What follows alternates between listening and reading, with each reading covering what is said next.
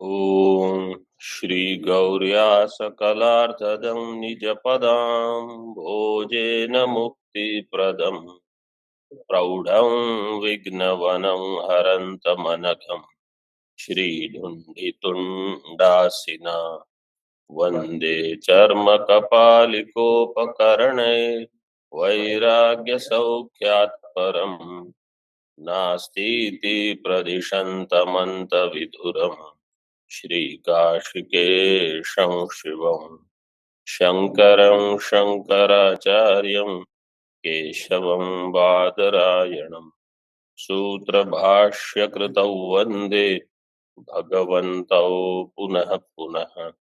ईश्वरो गुरुरात्मेति मूर्तिभेदविभागिने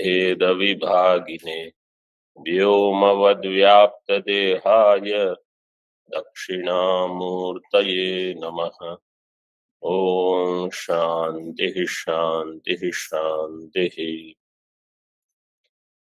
आत्मा में अनात्मा का जो यहाँ विद्यार्थी महात्मा है ये लोग उत्तर देंगे। आत्मा में अनात्मा का कौन सा अध्यास है?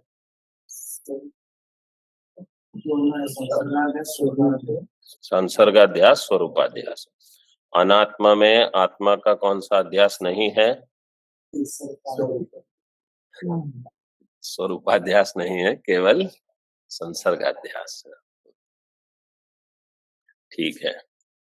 अंतिम पंक्ति जो हमने रत्न प्रवाह में देखी, ननु प्रवाहस्य अवस्तुत्वात् अध्यास व्यक्तीनां सादित्वात् कथम अनादित्वम इति चेत् उच्यते। अध्यासत्व अवच्छिन्न व्यक्तीनां मध्ये, मिला सबको? कल ये पंक्ति हमने देखी। अध्यासत्व अवच्छिन्न व्यक्ति, इसका क्या अर्थ है? ऑनलाइन वाले बताएंगे। अध्यास जो कर्तृत्व भोक्तृत्व, वो जो श्रृंखला में एक एक जो कड़ी होती है, वो अध्यास व्यक्ति। ठीक है। और कोई इससे अधिक स्पष्ट करके? तो एक एक पद का अर्थ आपको बताना होगा। बताइए। अध्यास अध्यास व्यक्ति प्रवाह रूप से उसमें सब एक के बाद। ठीक, आपको इस पद का अर्थ बताना है। अध्यासत्व अवच्छिन्न व्यक्ति। प्रणाम Swami ji. Because of adhyasa, that ahankara thinks I am the karta, bhokta. नहीं, वो आपको केवल ये शब्द बताना है, अध्यासत्व अवच्छिन्न व्यक्ति। आप यहाँ वहां नहीं कुछ बताएंगे, केवल इन तीन पद का अर्थ आपको बताना है। अध्यासत्व से अवच्छिन्न कौन होगा?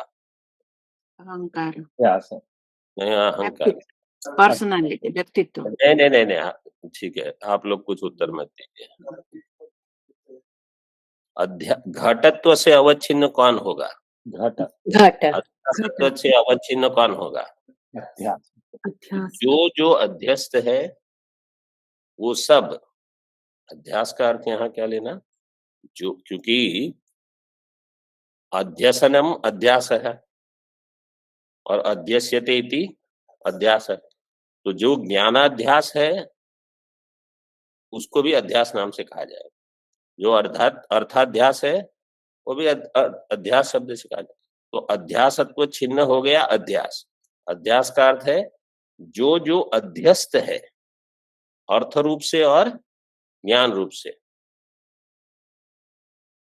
ये सारी व्यक्तियां, इसमें आप अहंकार ले लो, कर्तृत्व ले लो, भोक्तृत्व ले लो, जो आप लोगों ने सब बताया, आपको हर एक पद की स्पष्ट समझ होनी चाहिए। बाकी सब जो, वो तो सामान्य लोगों के लिए वो पर्याप्त है। जो ठीक ठीक पद वाक्य प्रमाण से अध्ययन करते हैं उनको ऐसे अर्थ समझना है। अध्यासत्व अवच्छिन्न व्यक्ति, ये जो श्रृंखला हो गई, अब इसमें व्यक्ति नाम मध्य अन्यतमया व्यक्त्या विना अनादिकाल से अवर्तनम, अनादिकाल की सिद्धि नहीं होगी जिसमें ऐसा कोई काल तो अनादि है, लेकिन ऐसे अनादि काल में जिसमें अध्यासत्व अवच्छिन्न व्यक्ति न हो, ऐसा कोई अनादि काल आपको नहीं मिलेगा। मतलब जब जब अनादि काल मिलेगा, अध्यासत्व अवच्छिन्न व्यक्ति सहित मिलेगा। अनादि कालस्य अवर्तनम कार्य अनादित्वम इति अंगीकारात्।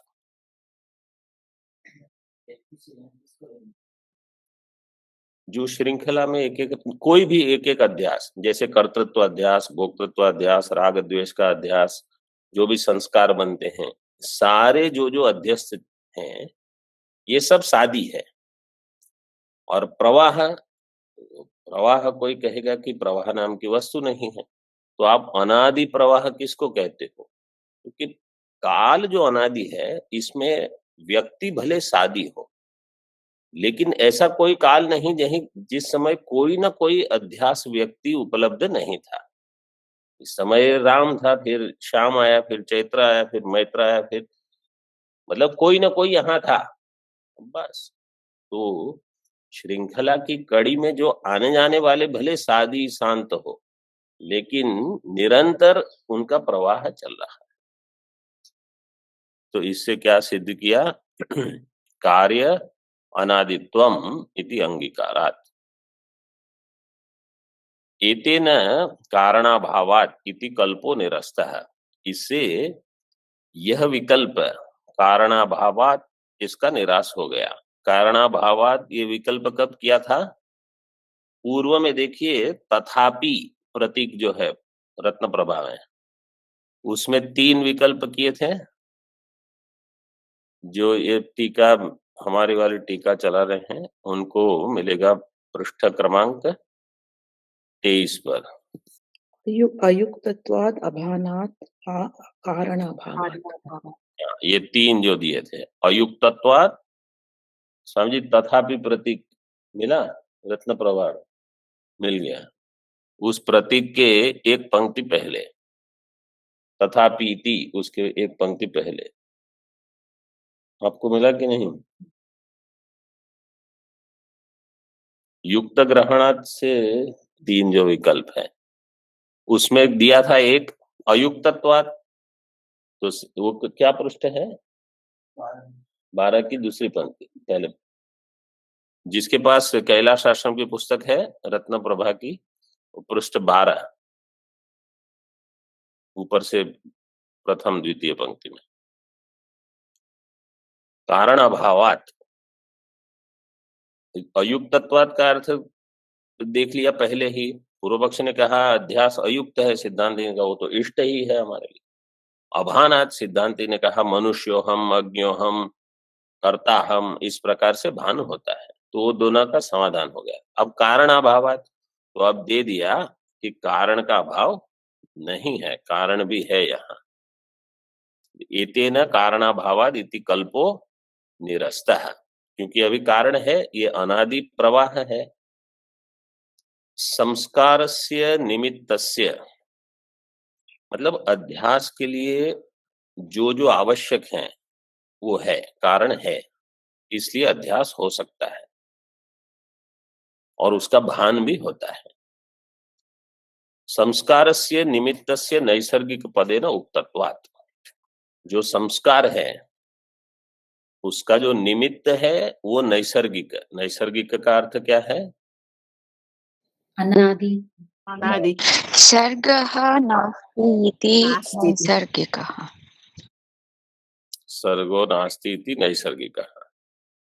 जिसका सर्ग मतलब उत्पत्ति, जिसकी उत्पत्ति ना हो उसको कहेंगे नैसर्गिक, मतलब अनादि। अनादि का अर्थ ये है कि उसका कोई निमित्त नहीं है। संस्कार का निमित्त, संस्कारस्य निमित्तस्य नैसर्गिक पदेन उक्तत्वात्। तो कोई पूछेगा कि संस्कार का निमित्त क्या है, तो संस्कार का निमित्त है अविद्या। अविद्या का निमित्त क्या है? बोले कोई नहीं। ऐसे कभी गौण रूप से कह देंगे कि संस्कार का निमित्त नहीं है। संस्कार का निमित्त होगा। संस्कार का निमित्त क्या होगा? समझो रज्जु में सर्प का हमको संस्कार, सर्प का संस्कार हुआ पहले। वो कौन से सर्प का? वो भी भ्रांति है। भ्रांति वाले सर्प का संस्कार हुआ। अब उस संस्कार का निमित्त क्या है? अविद्या। तो कोई पूछेगा अविद्या क्यों है? अविद्या कैसे आई? बोले नैसर्गिक है। तो यहाँ अविद्या कार्य को नैसर्गिक बता दिया, अध्यास को, संस्कार को, लेकिन वास्तव में अविद्या नैसर्गिक है। अभी उसी को आगे बता रहे हैं। हाँ, स्वाभाविक शब्द, अनादि शब्द, नैसर्गिक शब्द, ये सब समान अर्थ है। नैसर्गिकोयम लोक व्यवहार है, तो नैसर्गिक अध्यास भाष्य में उसका अर्थ दे दिया अनादि इत्यादि। अब पूर्व पक्षी ने पहले कहा था कि आत्मा में अनात्मा का जो अध्यास आप कहते हो, अनात्मा का आत्मा में, इसकी प्रमा कब हुई? अगर प्रमा नहीं हुई तो संस्कार नहीं है। संस्कार नहीं है तो अध्यास आगे कैसे चलेगा? तो यहाँ कहते हैं न च पूर्व प्रमाजन्य एवं संस्कारो हेतु इति वाच्यम। पूर्व प्रमाजन्य संस्कार हो, संस्कार की उत्पत्ति केवल प्रमा से ही हो ये आवश्यक नहीं है। बिना प्रमा के भी भ्रांति के संस्कार बन सकते हैं। इसलिए देखो क्या कहते हैं, लाघवेन पूर्वानुभव जन्य संस्कारस्य हेतुत्वात्। लाघव से पूर्व अनुभव जन्य संस्कार जो है उसी को हेतु मान लिया जाएगा। अनुभव और प्रमा, इसमें क्या भेद है? Anubhava can be Brahma also. अनुभव में अयथार्थ अनुभव भी आ सकता है जो प्रमा नहीं है। केवल यथार्थ अनुभव होगा वो प्रमा होगी। अयथार्थ अनुभव जो है वो प्रमा नहीं कहलाएगा। तो इसलिए अब यहाँ क्या कहना चाहते हैं कि अयथार्थ अनुभव के भी संस्कार बनेंगे। उस संस्कार की स्मृति होगी। अयथार्थ अनुभव हुआ, उससे हुआ संस्कार, संस्कार से बनेगी स्मृति। तो जब हम, जैसे कहीं आपने सर्प का चित्र देख लिया, फिर आपने सर्प कभी नहीं देखा। जैसे शहरों में लोग रहते हैं तो सर्प कहाँ देखते हैं? मतलब पुस्तक में, कहीं सिनेमा में, चलचित्र इसमें देख लेंगे। वो वहां कहाँ सर्प? तो मुझे तो याद नहीं है हमने कहीं बचपन में सर्प देखा होगा। खाली कहानी कुछ होती है उसमें सुनते थे। तो पहले पहले जब हम पढ़ते थे तो आश्चर्य लगता था कि ये क्या, रज्जु में सर्प कौन देख लेता है? जब सर्प बार बार रज्जु में सर्प देखते थे ये लोग। तो क्योंकि कभी संस्कार नहीं है। फिर जब अध्ययन करने से स्पष्ट हो जाता है कि अच्छा ऐसा होता है। अब स्वामी जी तो वहीं, आपने तो बहुत देखे होंगे। तो ऐसा अलग अलग सबका होता है। घट, अब ये जो घट बताते हैं दृष्टांत में, तो घट का कहाँ आप, घट तो मिट्टी वाला घट तो कभी, मतलब अब का जो, अब की जो प्रजा है वो घट, मिट्टी का घट कहाँ देखेगी? उनको देखने ही नहीं मिला होगा कभी। फिर उसके ऊपर सब चिंतन इतना, तो मिट्टी का घट ही नहीं देखा है। क्यों? सब स्टील का है अभी तो कहाँ। अब महात्मा लोग हमारे यहाँ कितने मिट्टी के घट मिलेंगे आपको? तो वो शहरों में तो कहाँ। तो लेकिन भ्रांति से संस्कार हो सकता है, अथवा कुछ चित्र देख लिया, कुछ पूर्व जन्म के भी संस्कार हो, स्वप्न में पुनः उसका दर्शन हुआ, उससे अध्यास हो सकता है। तो इसलिए कह दिया यहाँ लाघवेन, प्रमा का ही संस्कार हो ये आवश्यक नहीं है। लाघव से केवल किसी भी अनुभव जन्य संस्कार से आगे अध्यास हो सकता है, अध्यास की परंपरा। इसका यहाँ मूल प्रश्न क्या वो बताना चाहते हैं। समझो आप ये कहोगे कि ब्रह्म में जगत अध्यस्त है। ब्रह्म में अनात्मा अध्यस्त है का अर्थ है ब्रह्म में जगत अध्यस्त है।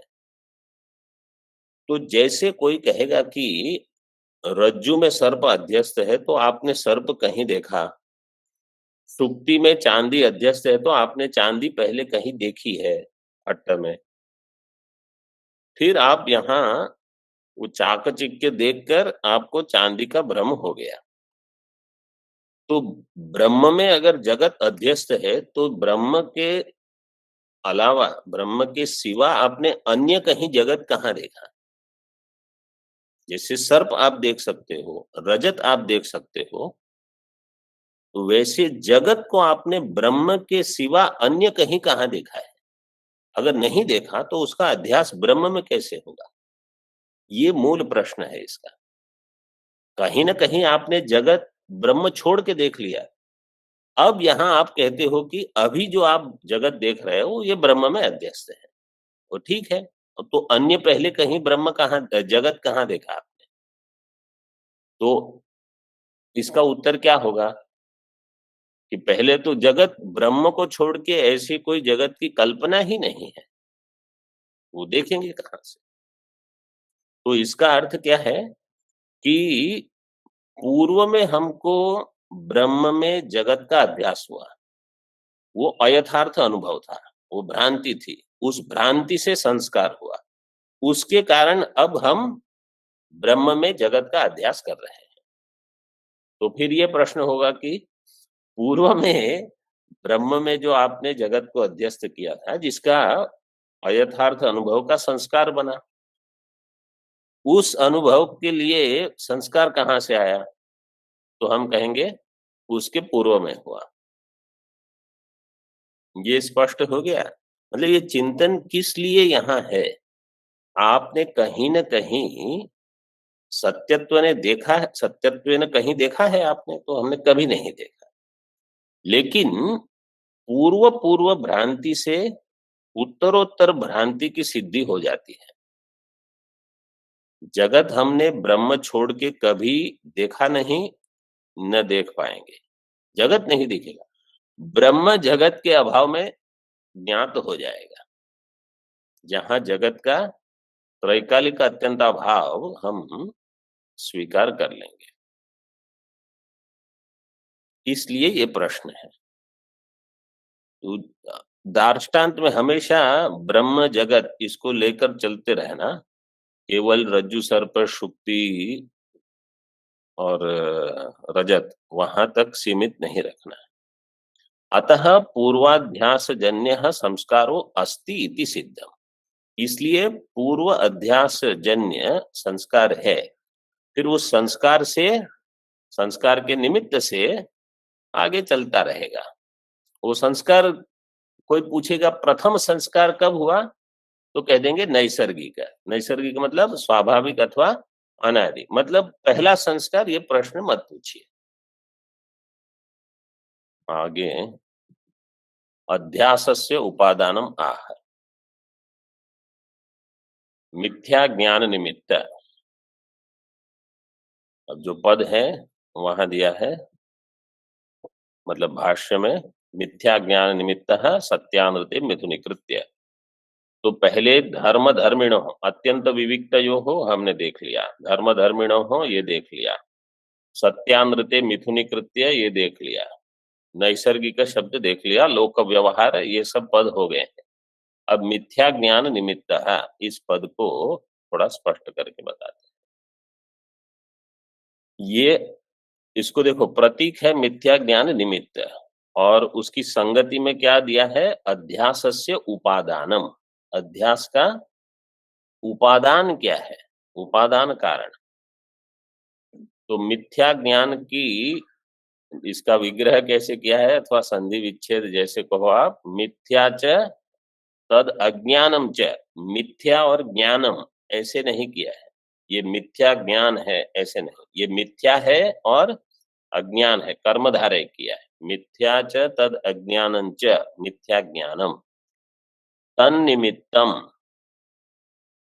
उपादानम, तन्निमित्तम हो जाएगा मिथ्या ज्ञान निमित्त, मिथ्या ज्ञान निमित्तम उपादानम यस्य सह तन्निमित्तः, तन्निमित्तः मिथ्या ज्ञान निमित्तः, तद उपादानकः इत्यर्थः। तद उपादानकः, तद उपादानकः इसका अर्थ होगा तद उपादानकः कः अध्यासः, तद उपादानकः अध्यासः मतलब मिथ्या ज्ञान निमित्तः, मिथ्या ज्ञान निमित्त उपादानकः अध्यासः। मिथ्या ज्ञान निमित्त जो है ना, उस समास का विग्रह करके तन्निमित्त सह तन्निमित्तः वहां तक उसका अर्थ किया। मिथ्या च तद अज्ञानम च मिथ्या ज्ञानम तन्निमित्तम उपादानम यस्य सह तन्निमित्तः, फिर तद उपादानकः, तन्निमित्तः मतलब मिथ्या ज्ञान निमित्तः, ये भी हो गया अर्थ अध्यास का। और तद उपादानकः क्या कहना चाहते हैं कि जो मिथ्या ज्ञान है वही उसका उपादान है। तो कोई कहेगा इसमें फिर निमित्त शब्द क्यों दिया? तो निमित्त शब्द उपलक्षण है उपादान का भी। इसको धीरे धीरे समझते हैं। अभी पहले मिथ्या शब्द को लीजिए। मिथ्या, मिथ्या का अर्थ जैसे विवेक चूड़ामणि में श्लोक है, आज वहां टिप्पणी में तो दिया था लेकिन श्लोक नहीं था वो। सन्नाप्य सन्नाप्युभयात्मिकानो भिन्नाप्य भिन्न सांगाप्यनंगा ह्युभयात्मिका। जो सत नहीं, असत नहीं, सदसत नहीं, ये प्रसिद्ध श्लोक है विवेक चूड़ामणि का। जो भिन्न नहीं, अभिन्न नहीं, भिन्ना भिन्न भी नहीं, मतलब ब्रह्म से भिन्न नहीं, ब्रह्म से अभिन्न नहीं, और दोनों भी नहीं। हाँ, वैसे भी वो सावयव नहीं, निरवयव नहीं, दोनों भी नहीं। ऐसी जो माया है अनिर्वचनीय, उसको कहा मिथ्या। तो ये माया अथवा यहाँ अज्ञान, अविद्या, वो सत क्यों नहीं है? हाँ, सच्चेन न बाध्येत, अगर वो सत होगी तो उसका बाद नहीं होगा, लेकिन बाद होता है, इसलिए सत नहीं। असत क्यों नहीं? प्रतीयमान, असच्चेन न प्रतीयत, अगर असत जैसे शशविषाण वंध्यापुत्र, असत जो है उसकी प्रतीति नहीं होती, लेकिन यहाँ प्रतीति होती है जगत की, इसलिए जगत असत नहीं है। और सदसत क्यों नहीं? क्योंकि इनमें विरोध है, परस्पर विरुद्ध वस्तु एक अधिकरण में नहीं रह सकती। तो आप ये नहीं कह सकते कि माया सदसत है, इसलिए हम कहते हैं ये सत नहीं, असत नहीं, सदसत। तो सद्रूपेण निर्वक्तुम न शक्यते, असद्रूपेण निर्वक्तुम न शक्यते, सदसद्रूपेण निर्वक्तुम न शक्यते, तस्मात् अनिर्वचनीयम। ये अनिर्वचनीय इसलिए है कि इसका अनिर्वचनीय का अर्थ ये नहीं है कि आप उसके बारे में कुछ बोलोगे नहीं या बोल नहीं सकते। ये सत है कि नहीं ये नहीं कह सकते, ये असत है कि नहीं ये नहीं कह सकते, ये सदसत है कि नहीं, इस प्रकार से निर्वचन नहीं होगा। आप ये सब कह सकते हो, बाकी जो दिया है यहाँ कि वो अनिर्वचनीय है, वो मिथ्या है, वो अज्ञान रूप है, अनादि है, जगत का कारण है, ये सब आप बता सकते हो। और ब्रह्म का निर्वचन हो सकता है कि नहीं? हो सकता है। तो इसलिए ब्रह्म अनिर्वचनीय है? नहीं, ब्रह्म अनिर्वचनीय नहीं। ठीक है। समझो हम ब्रह्म का निर्वचन करेंगे, ब्रह्म सत्य है, सत्यम ज्ञानम अनंतम ब्रह्म, तो इसका अर्थ है ब्रह्म वाच्य है कि नहीं है? अवाच्य है। हमने तो कह दिया ब्रह्म सत्य है, सत्यम ज्ञानम अनंतम, फिर अवाच्य क्यों?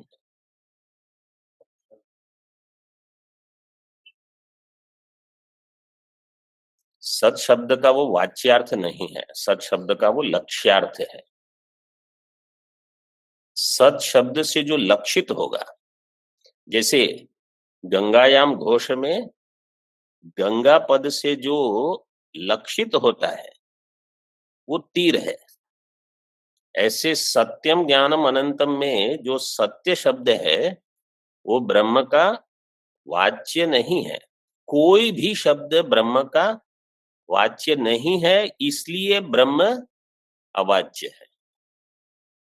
इसलिए वाच्यार्थ नहीं होगा, किसी का वाच्य नहीं होने से ब्रह्म अवाच्य हो गया, क्योंकि किसी शब्द का वाच्यार्थ ब्रह्म नहीं है।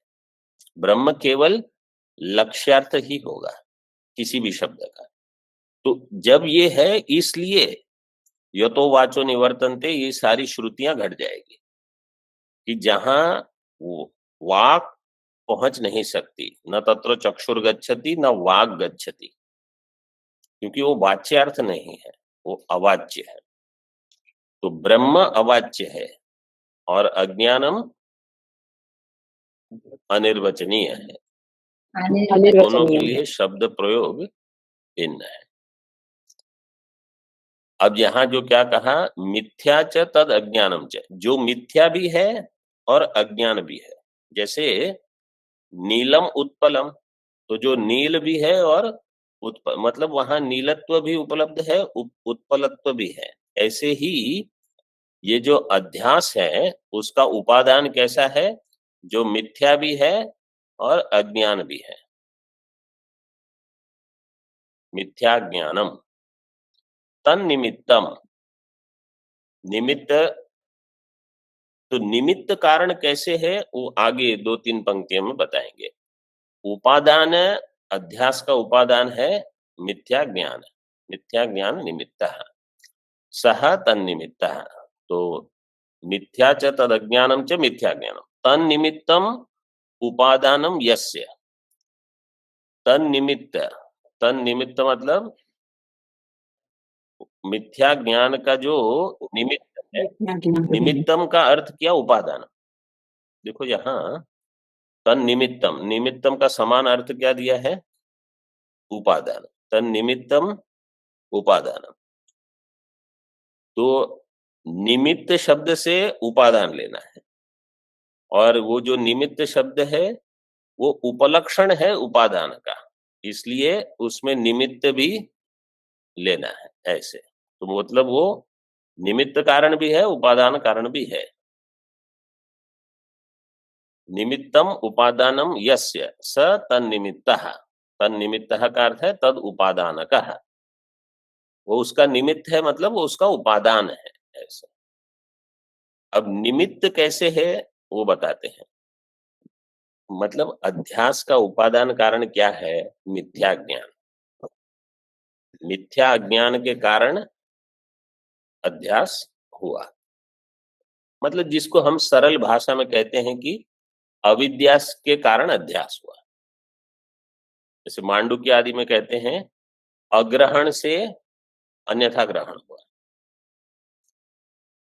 तो जब अधिष्ठान ज्ञान नहीं है, मतलब अधिष्ठान का अज्ञान है, इसलिए भ्रांति हुई। ये तो सरल है, उपादान कारण इसका अज्ञान हो गया। लेकिन उसमें कुछ अन्य निमित्त भी आवश्यक है, क्योंकि जैसे हम दृष्टांत में कैसे कहते हैं कि रज्जु में 5 व्यक्तियों को सभी को सर्प ही नहीं दिखता, किसी को दंड, किसी को उदक धारा, किसी को कुछ, किसी को कुछ। अब ये दृष्टांत है, दार्ष्टान्त में इसको कैसे कहना है, इसी आत्मा में किसी ने देह को आत्मा मान लिया, किसी ने इंद्रियों को आत्मा मान लिया, किसी ने मन को आत्मा मान लिया, किसी ने प्राण को आत्मा, किसी ने क्षणिक विज्ञान। किसी ने परिच्छिन्न आत्मा को, किसी ने कर्ता भोक्ता आत्मा को आत्मा मान लिया। तो जैसे हम कहते हैं रज्जु में ये सब भ्रांतियां हैं, ऐसे आत्मा में ये सब भ्रांतियां हैं। तो इन सब के निमित्त भिन्न है।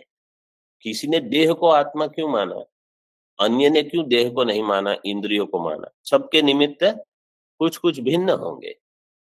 कोई देह में ही निष्ठ है तो हमेशा यही विचार करते हैं। तो यहाँ कुछ निमित्त बताते हैं। अज्ञानस्य उपादानत्वे अपि संस्फुरद आत्मतत्वावरकतया दोषत्वेन एक अहंकाराध्यास कर्तुः ईश्वरस्य उपाधित्वेन दो संस्कार काल कर्मादि निमित्त परिणामित्वेन च तीन निमित्तत्वम इति द्योतयितुम निमित्त पदम। वहां जो निमित्त पद दिया है, तो कोई पूछेगा कि निमित्त पद उपादान बता रहा है कि निमित्त कारण बता रहा है, तो उपलक्षण लेना है। निमित्त पद उपादान बता रहा है और उपादान से, लक्षणा से, उपलक्षण से निमित्त को भी लेना है। तीन निमित्त, निमित्तत्व को द्योतन कराने के लिए, उसका ज्ञान कराने के लिए तीन हेतु दे रहे हैं। मतलब किस प्रकार से वो निमित्त कारण है। उपादान कारण तो सरल है, निमित्त में तीन दिए। अज्ञानस्य उपादानत्वे अपि, अज्ञान उपादान तो है, लेकिन संस्फुरत आत्मतत्व आवरकतया दोषत्वेन, दोष भी आवश्यक है, क्योंकि अज्ञान जो है वो उपादान, अध्यास का उपादान बनेगा, लेकिन वहां कुछ दोष आवश्यक है। वो दोष क्या है? संस्फुरत आत्मतत्व आवरकतया, आत्मतत्व जो हमेशा स्फुरण रूप है उसको पहले आवरण हो जाए, फिर तो ये निमित्त बना। अध्यास की उत्पत्ति में अविद्या उपादान है और यही अविद्या आवरण रूप से निमित्त भी बनी। किसका आवरण करती है? आत्मतत्व का। आत्मतत्व कैसा है? संस्फुरत, मतलब स्फुरण रूप है, चैतन्य मात्र रूप है, ऐसा। ये एक हो गया, ये तो सरल है। दूसरा, अहंकार अध्यास कर्तुः ईश्वरस्य उपाधित्वेन, अहंकार का जो अध्यास हमको होता है जीवों को, उसका जो करता है निमित्त, क्योंकि ईश्वर को हम साधारण कारण मानते हैं सभी में, किसी भी कार्य के प्रति ईश्वर साधारण कारण होगा। उस ईश्वर की उपाधि होगी ये अविद्या। ये जो मिथ्या ज्ञानम है, मिथ्या च तद अज्ञानम च, उस ईश्वर की उपाधि है। वह ईश्वर जो जगत का करता है। तो ईश्वर में सर्व जगत कर्तृत्व है, ठीक है। तो ईश्वर में अगर सर्व जगत कर्तृत्व है, तो ईश्वर में जीव के अहंकार का भी कर्तृत्व है, क्योंकि वो तो सबका करता है। तो आप ये नहीं कह सकते कि ये ईश्वर ने नहीं बनाया, मतलब इसमें ईश्वर का कर्तृत्व नहीं है, वो साधारण कारण है। तो ईश्वर निष्ठ कर्तृत्व जो है उसकी उपाधि हो गई अविद्या। उस उपाधित्वेन अध्यास का निमित्त, तो ये जो अविद्या है उपाधि ईश्वर की, वो निमित्त बन गई। ये समझ में आया? जैसे समझो स्फटिक है, स्फटिक के पास जपा कुसुम रखा, तो जपा कुसुम स्फटिक की उपाधि है, ठीक है। और वही उपाधि स्फटिक में लालिमा के अध्यास के लिए निमित्त भी है। तो जो उपाधि है वो अध्यास का निमित्त भी बन गई।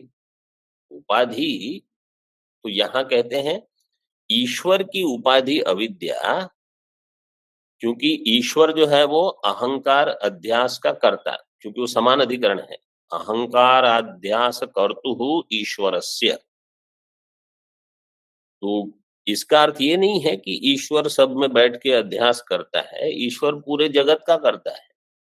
तो जो भी कुछ चलता है वो ईश्वर की उनके नियंत्रण में ही चलता है, उनकी अनुपस्थिति में कुछ होगा ही नहीं। तो अध्यास भी उनकी उपस्थिति से हुआ, लेकिन ईश्वर का उसमें कोई सीधे निमित्त तत्व नहीं बताया। ईश्वर की उपाधि जो है वो निमित्त बनेगी। ईश्वरस्य उपाधित्वेन निमित्तत्वम, वाक्य ऐसे हो जाएगा। ठीक है, तो दो हो गए। संस्फुरद आत्म तत्व आवर्कतया दोषत्वेन निमित्तत्वम, अहंकाराध्यास कर्तुः ईश्वरस्य उपाधित्वेन निमित्तत्वम। अब तृतीय, संस्कार काल कर्मादि निमित्त परिणामित्वेन च निमित्तत्वम। संस्कार काल कर्म, तो अध्यास के लिए सब सामग्री में है। कुछ संस्कार चाहिए, कोई एक काल चाहिए, उचित काल, क्योंकि सभी व्यक्ति को सभी चीज में हमेशा भ्रम नहीं होता। दिन में कहीं आपने रज्जू देख ली तो कहाँ भ्रांति होगी, लेकिन वही संध्या काल में भ्रांति हो सकती है, अथवा आत्म विषय में जब सब ठीक चल रहा है तो मैं ब्रह्म हूं ये चिंतन हो सकता है। कभी कुछ हो गया, भ्रांति हो गई, मैं भोगता हूं, मतलब किसी ने कुछ कह दिया, अब वो विचार बुद्धि से निकलता ही नहीं। अथवा आपका कर्म उस समय ऐसा है कि आपको दुख दे के जाएगा। तो किसी ने भले बहुत अध्ययन किया हो, जैसे दृष्टांत देते हैं भागवत जी में, अर्जुन ने तो भगवान से ही साक्षात गीता पूरी सुनी थी, और पहले भी इन लोगों ने अध्ययन सत्संग बहुत किया था। वन में रहते थे तो सत्संग तो चलते ही रहते थे। लेकिन जब भगवान का शरीर छूट गया, भगवान ने विग्रह छोड़ दिया, फिर अर्जुन की जो परिस्थिति हुई वापस लौटते समय, ऐसा बताते हैं भागवत जी। अब वो क्या है, अब उसको इस कोई ना कोई ऐसा प्रारब्ध कर्म था जिसके दुख से गुजरना था। सारी विद्या उस समय अनुपलब्ध है, होता है ऐसा। तो कर्म का यही प्रभाव है कि वो अगर प्रबल है, प्रारब्ध है, वो दुख देके जाएगा। तो संस्कार काल कर्मादीनी यानी निमित्तानि तानि परिणामित्वेन निमित्तत्वम। संस्कार काल कर्मादीनी यानी निमित्तानि, ये सब निमित्त बनेंगे।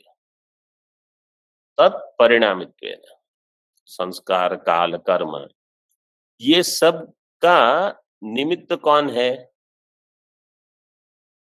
ये भी वही है। मतलब ये सब जो अध्यास में निमित्त बने, संस्कार काल कर्म, इन सब का उपादान वैसे मिथ्या ज्ञानम ही है। तो अध्यास में उपादान कारण है मिथ्या अविद्या, मिथ्या ज्ञानम, सीधे सीधे। और अध्यास के निमित्त ये तीन बताएं। इन तीन में भी अविद्या का कुछ न कुछ तो कार्य है ही, क्योंकि कहीं अविद्या उपाधि बन गई, कहीं अविद्या संस्कार काल कर्म रूप से परिणत होकर उनको निमित्त बनाकर इनको दुख देने अध्यास करने आ गई, ऐसे। और अविद्या की जो आवरण शक्ति है वो सीधे आत्मा का आवरक होकर निमित्त बन गई दोष रूप से। तो देखो अध्यास की सिद्धि के लिए क्या क्या सब इकट्ठा हो गया। उपादान कारण भी उपलब्ध है, निमित्त कारण भी है। अब प्रश्न करते हैं, स्वप्रकाशात्मनि असंगे कथम अविद्या संगः संस्कारादि सामग्री अभावात् इति शंका निरासार्थम मिथ्यापदम। मिथ्यापद क्यों दिया? क्योंकि स्वप्रकाश प्रश्न ये होगा, स्वप्रकाश आत्मनि असंगे, आत्मा कैसा है? स्वप्रकाश रूप भी है और असंग भी है। उसमें अविद्या ये एक शंका, और अविद्या का संग ये द्वितीय शंका। तो संस्कारादि सामग्री अभावात इति शंका निरासार्थम का अर्थ है शंका द्वय निरासार्थम। ये दो शंका का निराश करने के लिए दे दिया मिथ्या पदम। मिथ्या पदम का व्यवहार कैसे है बताते हैं। प्रचंड मार्तंड मंडले पेचकानुभव सिद्ध अंधकारवत, ये दृष्टांत है। प्रचंड मार्तंड मंडले, जब सूर्य का प्रकृष्ट प्रकाश, बिल्कुल तीव्र प्रचंड प्रकाश चल रहा है, उस समय पेचक, पेचक का अर्थ है उल्लू, आउल, जिसको अंग्रेजी में बोलते हैं आउल, उसको अंधकार ही दिखेगा, सूर्य भले कितना भी प्रकाशित हो। तो उसका अनुभव क्या है? वो तो कहेगा अंधकार है। इसी प्रकार ब्रह्म में स्वप्रकाश आत्मा जो असंग है, उसमें अविद्या कैसे है? बोले आपका अनुभव है, इसलिए हम नहीं कहते। आपका अनुभव क्या है? अहम अज्ञः इति अनुभव सिद्धम अज्ञानम दुरपह्नवम। इस अज्ञान की असिद्धि आप इसलिए नहीं कर पाओगे क्योंकि आपका अनुभव है। दुरपह्नवम में क्या प्रत्यय लगा है? फल प्रत्यय। किस सूत्र से लगा है? ईषदुस्सुषु कृच्छ्राकृच्छ्रार्थेषु खलु। ईषदुस्सुषु कृच्छ्राकृच्छ्रार्थेषु। ईषदुष्षुषु कृच्छ्राकृच्छ्रार्थेषु खल। ओम पूर्णमदः पूर्णमिदं पूर्णात् पूर्णमुदच्यते पूर्णस्य पूर्णमादाय पूर्णमेवावशिष्यते। ओम शांति शांति शांति। शंकरं शंकराचार्यं केशवं बादरायणं सूत्रभाष्यकृतौ वन्दे भगवन्तौ पुनः पुनः। ईश्वरो गुरुरात्मेति मूर्तिभेदविभागिने व्योमवद्व्याप्तदेहाय दक्षिणामूर्तये नमः। ओम शांति शांति शांति।